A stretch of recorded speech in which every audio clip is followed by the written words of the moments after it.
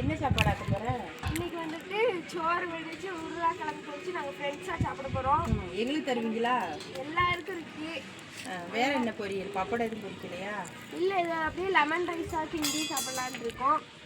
சூப்பராக இருக்குது. இந்த மாதிரி லீவ் டைம் பண்ணிக்கிட்டு எல்லார் வீட்டிலேருந்து கொஞ்சம் கொஞ்சம் வத்த பொடி உப்பு அந்த மாதிரி கொஞ்சம். அரிசி எல்லாம் வாங்கினீங்களோ? யார்கிட்ட வாங்கினீங்க? அரிசி எல்லாரும் ஒரு ஒரு கிளாஸ் கொண்டு வந்தோம். அதனால கரெக்டாக. அப்புறம் குழம்புக்கு உருளைக்கிழங்கு ஒரு ஆளாக கொண்டு வந்தோம். யாரெல்லாம்?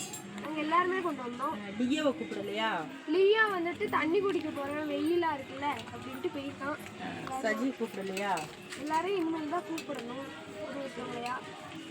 இப்போ எங்களுக்கும் எனக்கும் நந்தினிக்கு கொடுங்கண்ணா. அதுலேயே கொஞ்சம் கொஞ்சமாக வைங்க. அப்படி வை, தச்சு அதே மாதிரி வை. பிள்ளாவுக்கு நடுசென்று அப்படி வைங்க.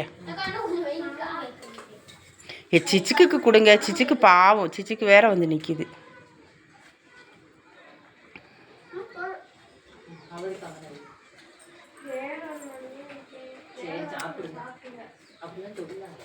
உனக்கு எங்களுக்கும் கொஞ்சம் வைங்க. எல்லா சாப்பாடும் நீங்கள் சாப்பிட்டீங்கன்னா அப்புறம் நாங்கள் என்ன செய்ய?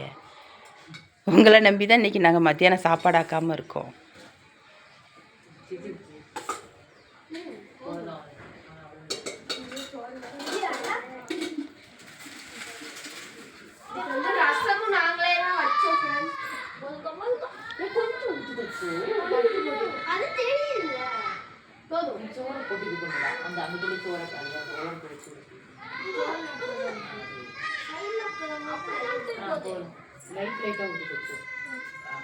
அந்த அட்டையை கொஞ்சம் கிட்ட இழுத்து வச்சு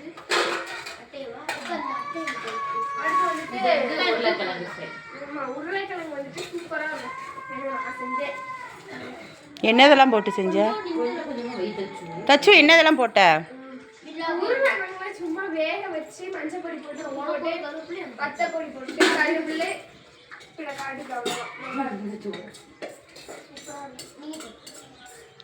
கொஞ்சம் தான் செஞ்சோமா.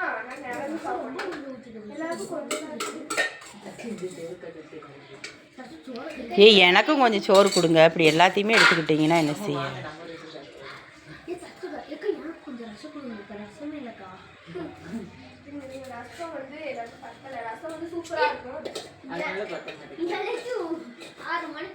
இப்போ தச்சு வந்து கோவிச்சுக்கிட்டு நிறைய பேர்த்த கூப்பிடலை, என்னன்னு தெரியல.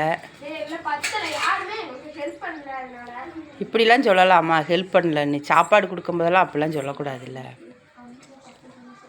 இப்போ எத்தனை 4 பேர் வரலையோ?